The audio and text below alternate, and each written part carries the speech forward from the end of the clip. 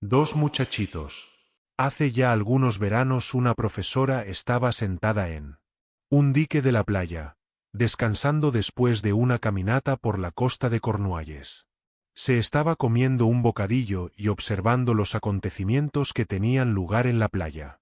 Dos muchachitos, de alrededor de unos 6 años, estaban jugando juntos.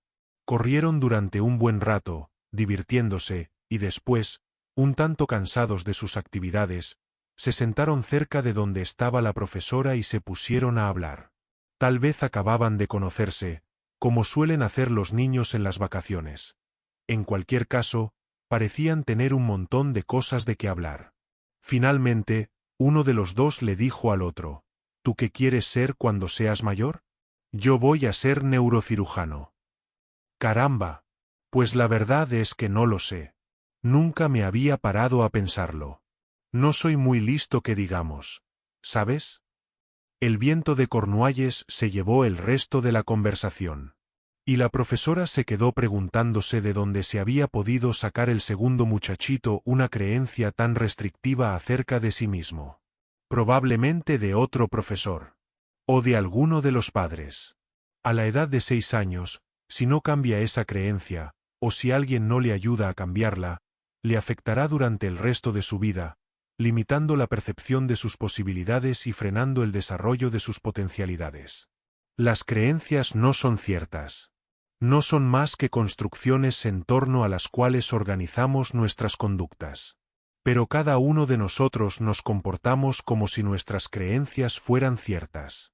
Y esta es la única razón de que todas nuestras creencias se hagan realidad, pues las creencias, tanto las que estimulan como las que limitan la propia realización, son profecías autocumplidas. Fuente primaria: Suenait, la PNL en el trabajo, programación neurolingüística. Hablar el mismo lenguaje. Una profesora egipcia de la Facultad de Estudios Empresariales de la Universidad de El Cairo asistió a un curso sobre estilos de aprendizaje para conocer las diferentes formas en que la gente puede aprender. Descubrió muchas cosas nuevas.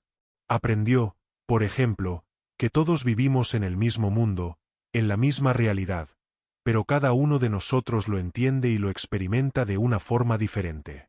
¿Cómo aprende la gente?, preguntó el profesor. El grupo lanzó una mirada inexpresiva. Lo plantearé de otro modo. ¿Cómo entra la información procedente del mundo exterior en nuestra mente y en nuestro cuerpo? Eso sí es fácil de responder, dijo un miembro del grupo. A través de nuestros 5 sentidos. Exactamente, no existe otro modo. Nuestra experiencia del mundo tiene una base sensorial. Y dado que nuestra experiencia está basada en los sentidos, no es sorprendente que nuestro lenguaje tenga igualmente una base sensorial. ¿Ven lo que quiero decir? ¿Lo cogen? ¿Les suena bien? Tómense el tiempo que necesiten para saborear esta cuestión. Mastíquenla, digiéranla, y después díganme si tiene sentido. El grupo comenzó a valorar la cuestión. Ahora bien, no todos utilizamos nuestros sentidos del mismo modo. Cada uno de nosotros podemos utilizar todos los sentidos que están a nuestro alcance y podemos recoger información a través de cada uno de estos canales sensoriales. Pero cada uno de nosotros tenemos nuestras preferencias respecto de cómo nos entra mejor la información. ¿Puede darme un ejemplo?, preguntó un miembro del grupo. Permítanme mostrarles un caso más bien excepcional, dijo el profesor, a modo de ejemplo. 4 hermanos van juntos a una discoteca. De vuelta a casa, a primeras horas de la mañana, se encuentran con un amigo. ¿Qué tal fue la noche?, pregunta el amigo. El primer hermano contesta: brillante. La iluminación era fantástica, la selección musical de lo más imaginativa y me encontré con un montón de compañeros. Un espectáculo soberbio. El segundo hermano contesta: cautivador, elocuente. La música era muy dinámica. La resonancia bestial. Hablé con un montón de compañeros. Me llamó mucho de verdad. El tercer hermano contesta: me dejó ok. La música consiguió atraparme. Me sacudió de arriba a abajo. Contacté con cantidad de amigos. Me dejó clavado. El cuarto hermano contesta: fue muy agradable. La música era de muy buen gusto, pero una de las canciones me trajo amargos recuerdos. Brindé con todos mis amigos. ¡Qué fuerte! Creo que ya entiendo lo que quiere decir, dijo uno de los asistentes emocionado. El primero percibe la información a través de la vista, el segundo a través del oído, el tercero a través del tacto y el movimiento, y el cuarto a través del gusto.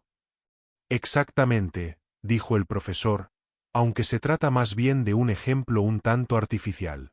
Cada uno de nosotros tenemos nuestros 5 sentidos a nuestro alcance. Pero la mayoría de nosotros preferimos aceptar y procesar la información a través de uno o dos de nuestros sentidos en lugar de utilizarlos todos por igual. Si prestamos atención al lenguaje de la gente, las pautas de lenguaje sensorial predominantes nos ofrecerán una pista respecto de cómo está pensando esa persona. En otras palabras, la persona en cuestión está pensando en imágenes, en palabras o sonidos, táctilmente o emocionalmente. Entonces estoy en lo cierto al suponer, observó uno de los asistentes, que si alguien me está hablando y detecto un montón de palabras con una base visual, como ves, imagínate, eso refleja que, mira, eso no está claro, eso parece muy oscuro, eso es brillante y demás. Entonces el hecho de acoplarme a su lenguaje visual sería una forma eficaz de entablar una relación. Exactamente. Y si usted le responde, por el contrario, con un lenguaje principalmente auditivo o cinestésico, la otra persona podría verle como distante, descentrado, y solo remotamente consciente de su punto de vista. En ese momento a la profesora egipcia se le hizo la luz. Creo que acabo de verlo claro, dijo. Ahora veo lo útil que todo esto me va a ser para comunicarme con mis estudiantes. Tendré que utilizar un lenguaje muy expresivo, variar los registros de mi voz e incluir más sesiones a base de preguntas y respuestas para mis alumnos con preferencia auditiva.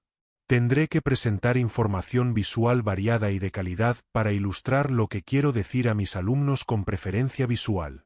Y para los que prefieran aprender cinestésicamente a través de la actividad, el aprendizaje práctico y la implicación emocional, tendré que incluir más actividades basadas en la realización de tareas específicas, trabajo en grupo, proyectos, charlas y demás. Pero lo que veo más claramente, y aquí su tono de voz se hizo más firme, es que ahora me podré comunicarme con mi familia desde una perspectiva totalmente diferente. ¿Qué es lo que quiere decir exactamente?, preguntó un compañero. Bien, lo que he aprendido gracias a este seminario es que en la mayoría de los contextos yo tengo una fuerte preferencia visual. Para mí es muy importante la forma en que me presento ante los demás. Me siento orgullosa de mi aspecto. Y procuro que nuestra casa esté siempre arreglada, limpia y ordenada. Todo tiene que estar en su sitio. La profesora hizo una breve pausa. Pero tengo que reconocer que mi marido y mi hijo, por mucho que los quiera, son bastante diferentes. A veces me sacan de quicio. Y ahora empiezo a comprender un poco más en qué consiste esa diferencia. Continúe. Le urgió el compañero, movido por la curiosidad. Pues bien, mi marido es un hombre muy bueno.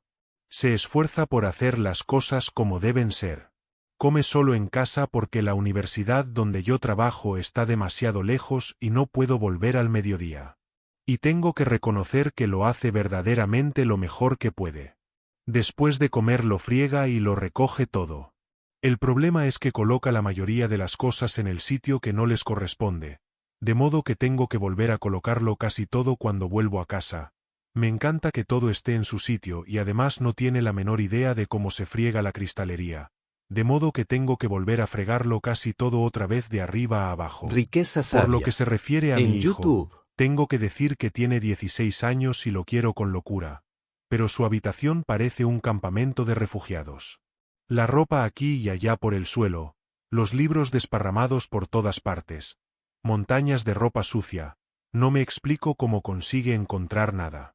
Pues bien, y para abreviar, a menudo les hago saber lo que pienso acerca de todo esto y lamentablemente, esto me ha servido para ganarme cierta fama de regañona.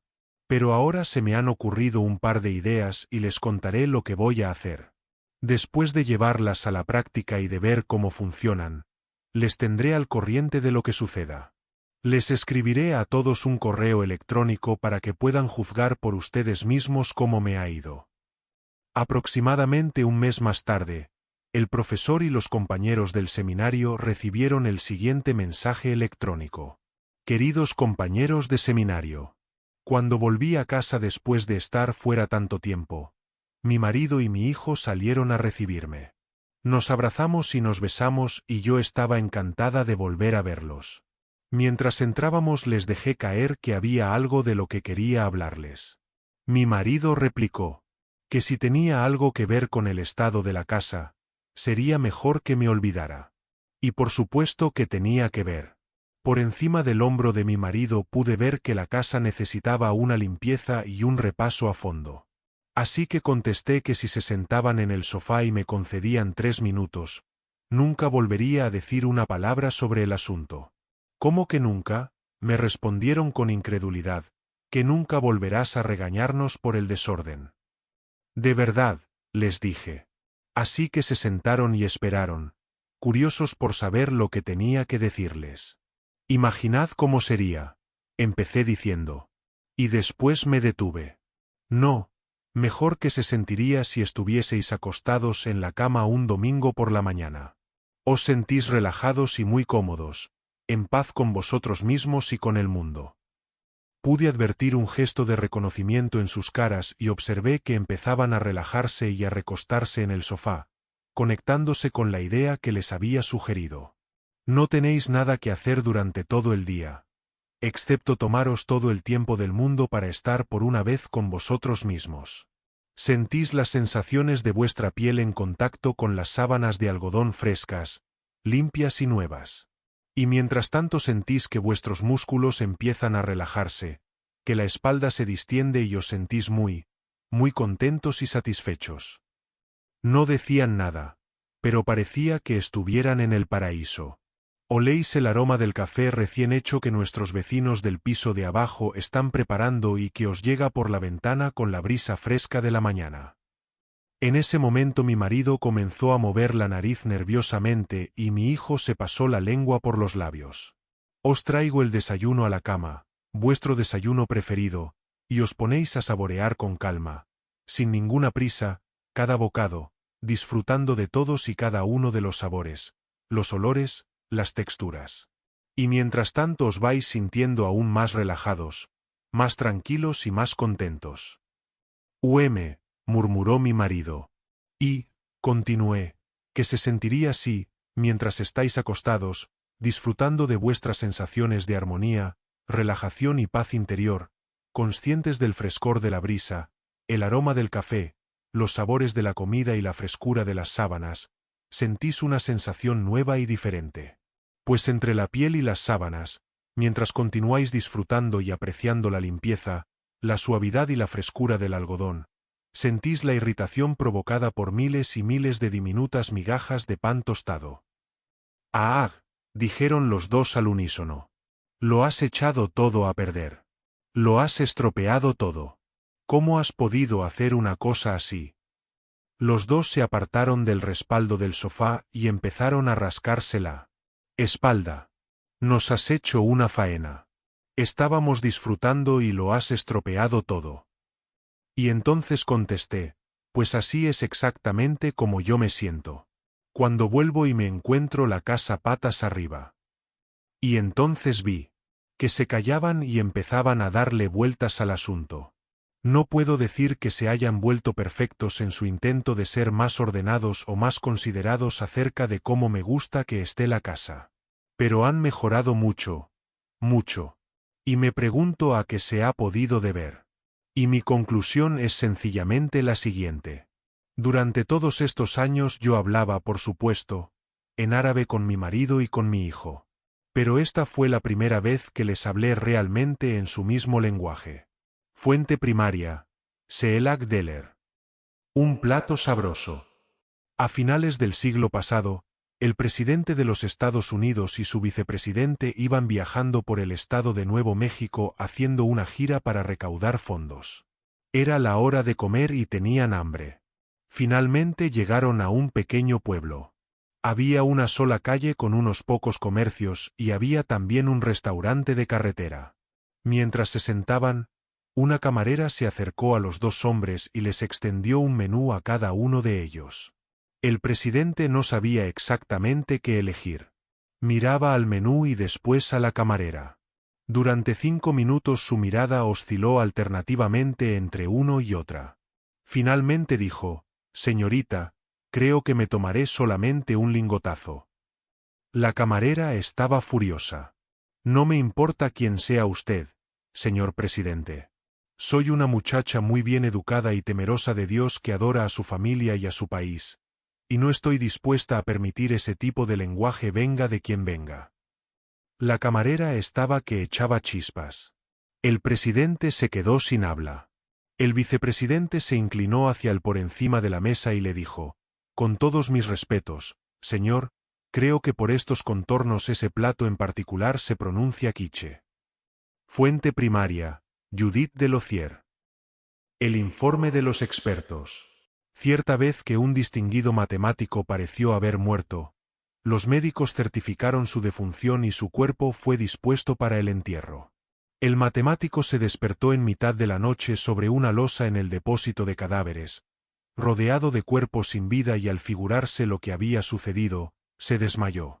Al día siguiente, se formó un largo cortejo fúnebre para llorar y rendir el último homenaje al hombre famoso. Los dolientes atravesaron el pueblo, salmodiando, gimoteando y golpeando gongos y timbales. Al llegar a las puertas del cementerio, el ruido hizo que el habitante del ataúd recobrara una vez más la conciencia. Levantó la tapa y gritó: «Estoy vivo, estoy vivo. Mirad, no estoy muerto». Pero los dolientes dijeron a una: «Es ridículo. Tu muerte ha sido certificada por médicos expertos. La muerte no es de la competencia de los matemáticos». Y sin mediar más palabras, lo enterraron. Fuente general: Tradición oriental. Tecnomalía informativa. Durante los primeros días de la carrera espacial, los Estados Unidos y la Unión Soviética estaban desesperados por ganar la ventaja crítica que les asegurase el ser los primeros en llegar a la Luna. El prestigio, la aclamación y el honor nacional estaban en juego. La clave, como suele suceder, era la recogida de información de calidad. Había que perfeccionar la tecnología, además de analizar y comprender los efectos de la ausencia de la fuerza de la gravedad y demás factores no terrestres sobre los astronautas. Naturalmente, los astronautas estaban en primera línea de investigación. Estaban allí y lo estaban viviendo, de modo que resultaba esencial que efectuaran registros exactos y de última hora acerca de sus experiencias. Este era el objetivo último del proyecto de investigación. Pero se presentó un problema enorme. Cuando no hay gravedad, la tinta de los bolígrafos no corre. El bloque que consiguiera solucionar esta dificultad, ganaría, al parecer, la carrera espacial. Nunca antes en toda la historia del mundo la caligrafía había sido tan crítica, tan esencial. El gobierno de los Estados Unidos invirtió millones de dólares en financiar un proyecto con una muy conocida firma de bolígrafos que inventó el bolígrafo con corazón.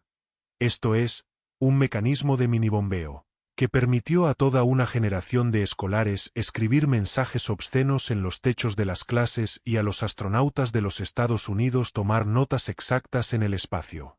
La Unión Soviética, entretanto, solucionó el problema facilitándoles lápices a sus astronautas. Fuente primaria: Amy Fuller. Nick Ogden. Te invito a suscribirte al canal Riqueza Sabia y no olvides activar la campanita para que no te pierdas nuestra siguiente entrega. ¡Nos vemos!